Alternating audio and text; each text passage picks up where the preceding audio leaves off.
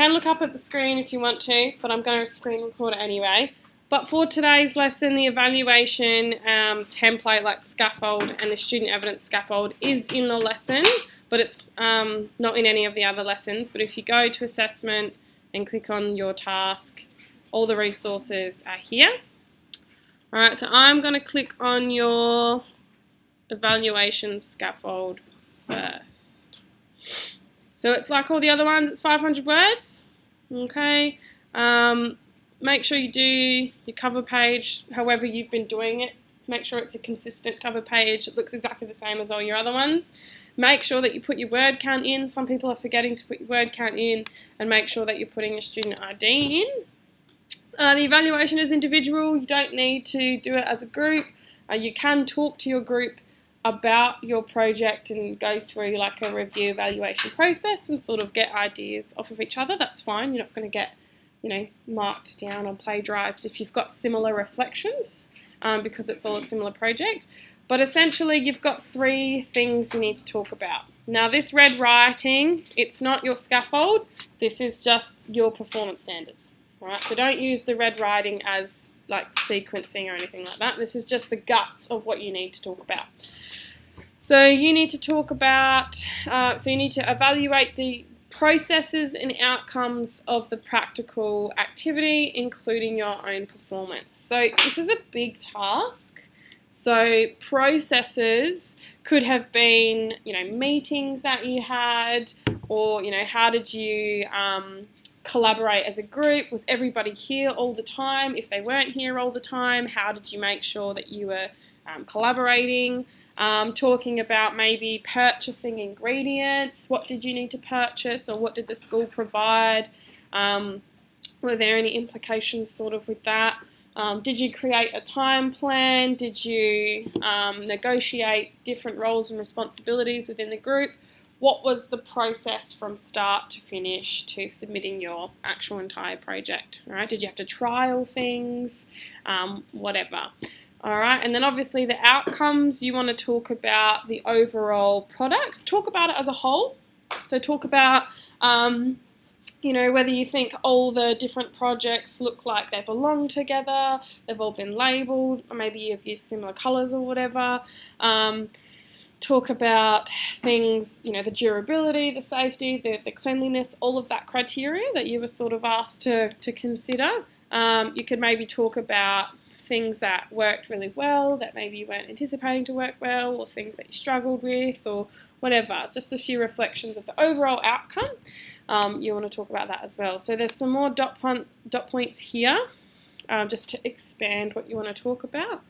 And that's a whole performance standard. The other performance standard is you must apply a sophisticated appraisal of the impact of technology on the health and well-being of children. It's a bit wordy, doesn't really give you much information about what you need to specifically talk about. So you need to discuss the impact your chosen object will have on a child and the age group you have specified. So obviously we're looking at sensory processing disorder. So you're looking at the impact of your project, your sensory box, on children who have sensory processing disorder. So talk about, and you might discuss that as part of your outcomes.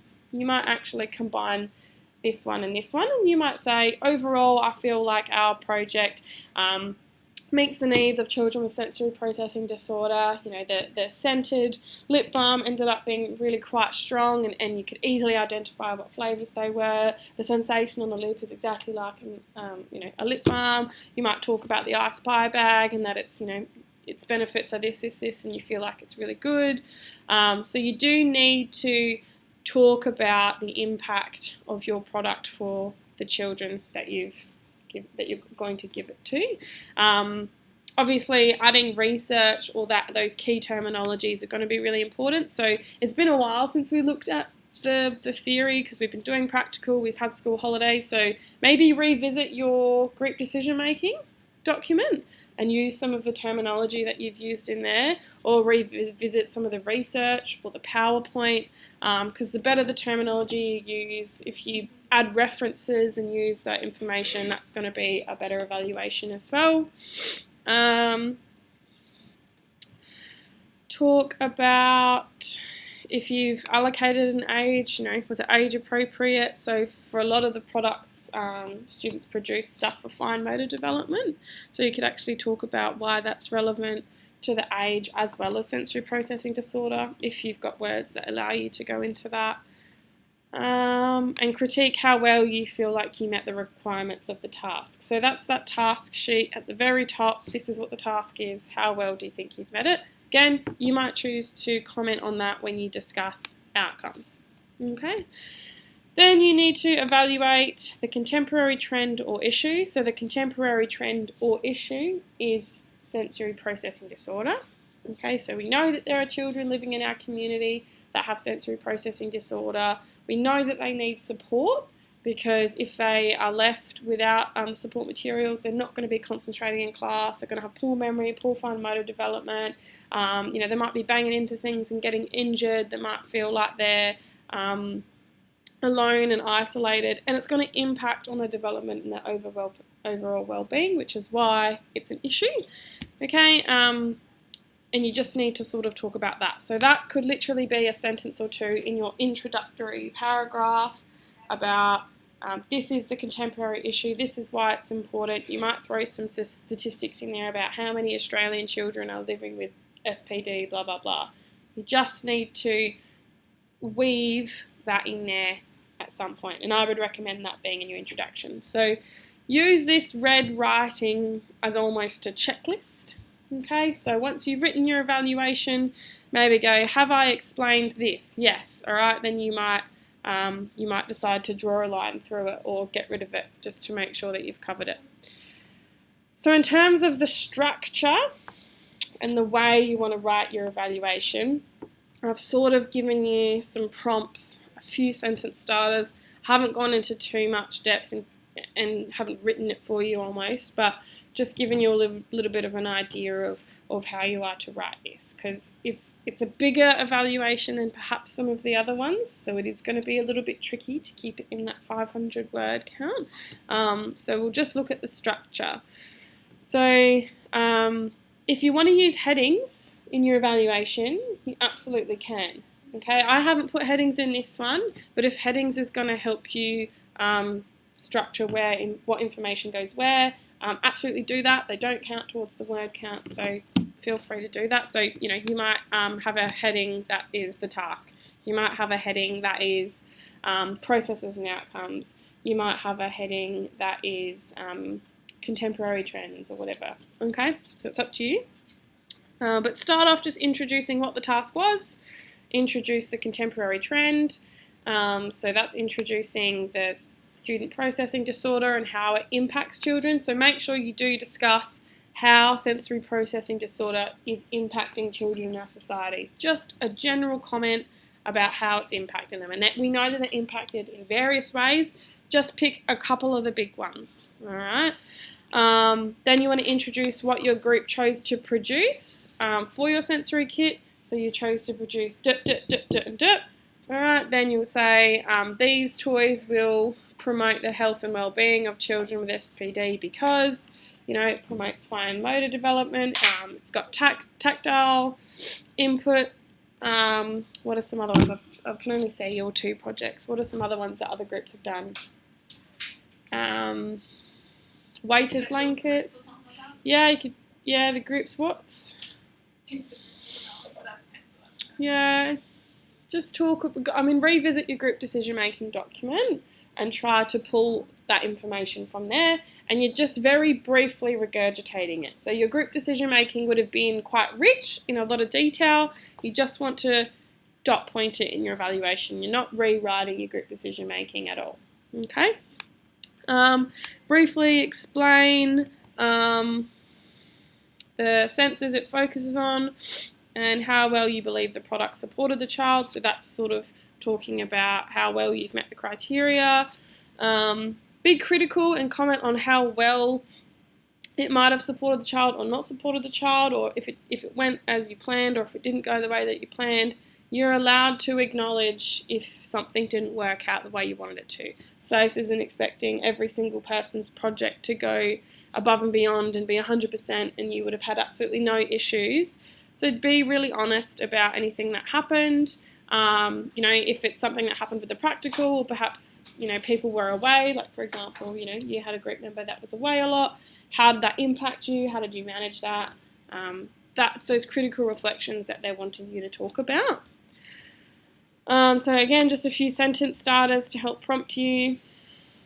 You could discuss some of the main processes that you used. So, you know, talking about how you decided to use plastics instead of glass, or Courtney, you know, we decided to get rid of some of those sharp objects because we, you know, didn't want kids poking holes in that plastic sheet.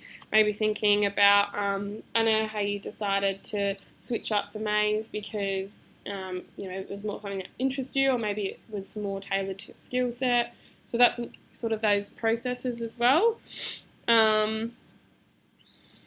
So don't need to go into too much detail. It's just a general overview.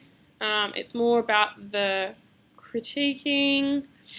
Make sure you're talking about how you overcome issues. Don't make it too positive and pretty, like they want to know what went wrong. All right. So say like I didn't mean to do it, you could be half, and then that's how they can. Yeah. You might say that your intention was to have 3. What are you calling them? Putties that had different sensors. Throughout producing them, you had unintentionally created like a soft, a medium, and a hard, which ended up being beneficial and promotes the development of the child's fine motor skills because they can build their way up from something quite soft to something really hard and firm. You might talk about that as being an unexpected benefit. Okay. Overall outcome, negatives, positives, improvements. And then talking about maybe your group aspect as well, how well that went, if you struggled with communication or attendance or anything like that, feel free to talk about that. It's not really one of those evaluations where it's asking you to dob people in. Like you wouldn't, SACE doesn't want to know who you are, so they don't want to know who your group members are either, okay? But you might talk about, I found this task to be particularly challenging working with other members because we have different priorities. Maybe other members in my group had a part-time job and they decided to prioritise that. Whatever the issue was, just be very ambiguous about it. You know, you don't want to say that, you know, Thomas didn't help me at all, blah, blah, blah. It made it really hard to do everything. You can put it in there in your draft if you want to, and I can sort of help you figure out how to write that in a little bit more of a polite way. But acknowledge any difficulties you had without directly pointing fingers, because that always happens in group work, always happens in group activities, and it's just learning about how to reflect on that. And then include images. So you can include images throughout, or at the bottom, or at the top, wherever you feel like they look the best. In terms of what type of images to include, you might decide to include images of each individual item as well as an overall image of the product altogether. Make sure that you're labelling them. So you'd label it putty, label it strawberry and coconut lip balm, labelling it the maze, whatever it might be, and making sure that it's really obvious what you've produced. Okay, so hopefully that scaffold helps you out a little bit. I have asked for drafts to be given to me by Friday because I've allocated this weekend to drafting them, and I should have them back to you by Monday. So you'll have Monday, Tuesday, Wednesday. I think, when did I make them due? Let's have a look. Lessons. I made your final due on the Friday of week 2. That is the last day that we have together. You guys come back Monday, but we don't have a lesson Monday, okay? So I must have your work by Friday. Next week, we'll also be working on your folios, so it is important that you are sort of keeping on track with everything. Folio, the investigation. No, the investigation's done and dusted. So the folio is like just all of your work. It just gets neatly put into one document. So I have all of your work. I'll just drag it from my USB onto your computer, and you'll just tidy it up into one cute little document as best as you can, right? Courtney's cute document. Yeah, probably don't put Courtney on it though because it needs to be anonymous. All right, so that's the evaluation. Now, I've gotten some feedback that from previous student evidence templates that you're just not quite sure what to put in some of them because some of the language is a little bit confusing. So there is a lot of evidence for you to offer up. So I've put it into a little grid for you. Please do use the grid because it just makes it easier to put into those neat, tidy folio documents. Don't just have the pictures out and about willy-nilly. So the first one, you want to talk about implementing safe management practices. Hopefully everybody is sort of aware of how to provide evidence for this. So I've given you a few ideas of what you could put in there. Some of you have done cooking, so you might talk about safety in the kitchen. You might talk about the safety of the actual product, or you might talk about, what else have I got? How you use the technology, like a laminator or a hot glue gun or whatever it is that you've used to produce your sewing machine. You might talk about some of the safety things you had to consider while using that. So anything that you can think of that's to do with safety, put it in there and just write a dot point about it.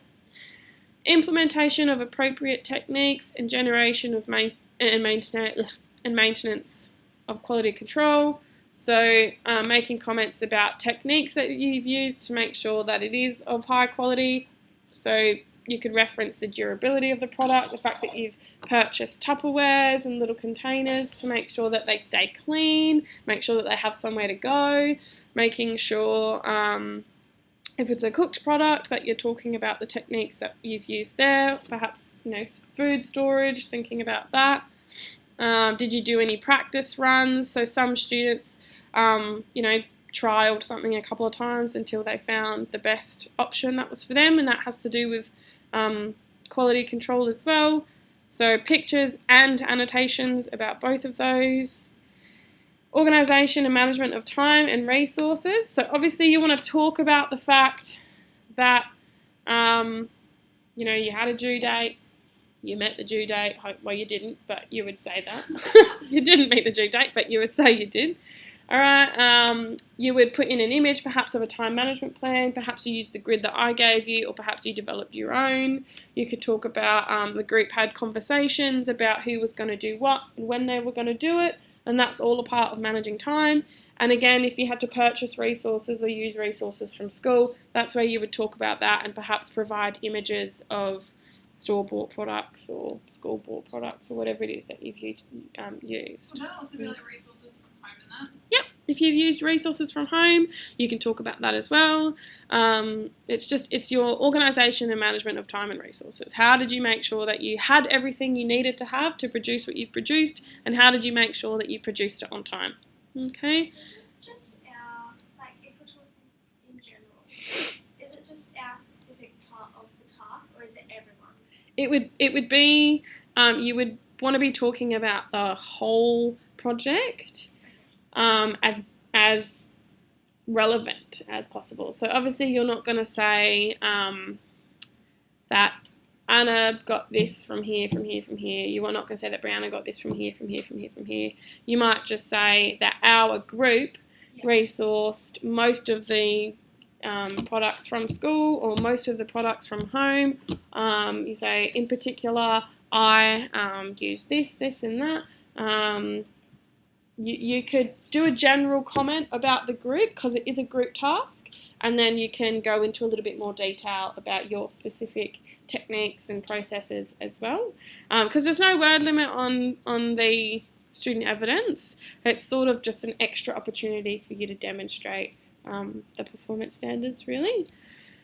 Okay, again, technology.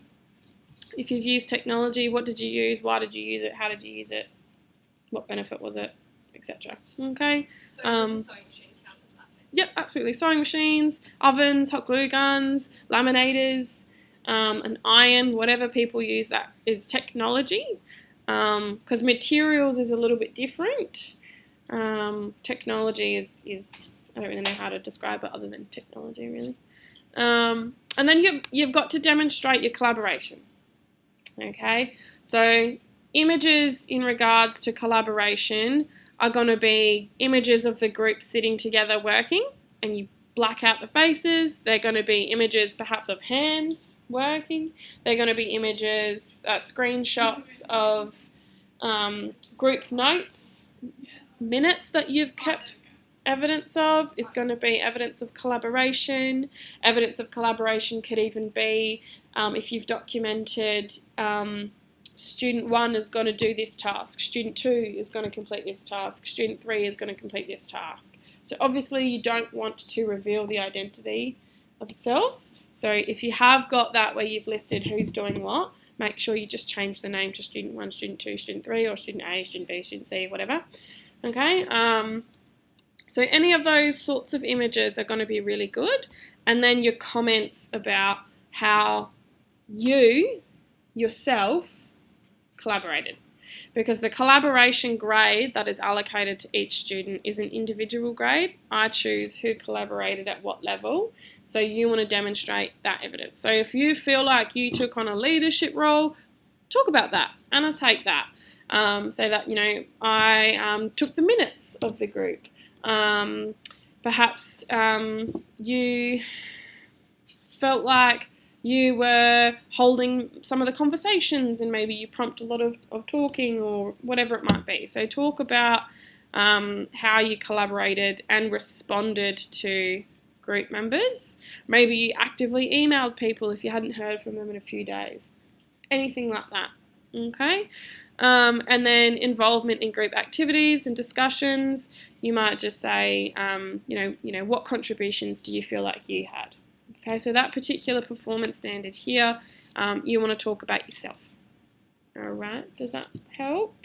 Okay. So with this whole thing, can we do to a degree, do the same comments and saying that up above, and then when it gets to the still form, we sort of do our own thing. So you're sort of saying if you were to do a group student evidence. Because that's what we sort of did in home ec, and then we just sent to each other. But I know because this is a bit different because you talk about your collaboration and your own. I mean, I generally don't like students doing that, and that's just sometimes because people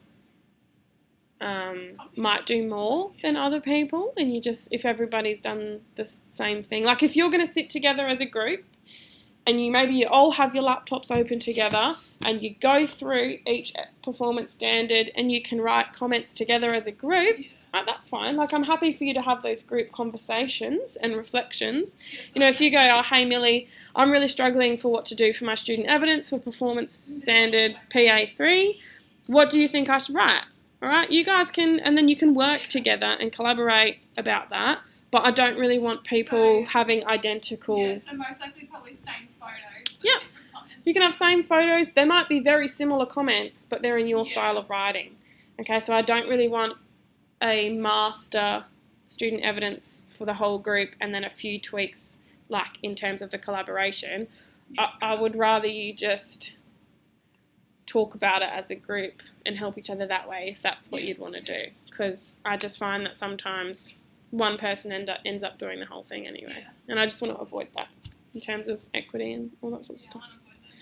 So before I stop the screen recording, any questions about either of those, or due dates, or folios, or anything that you think? Wait, can they hear us?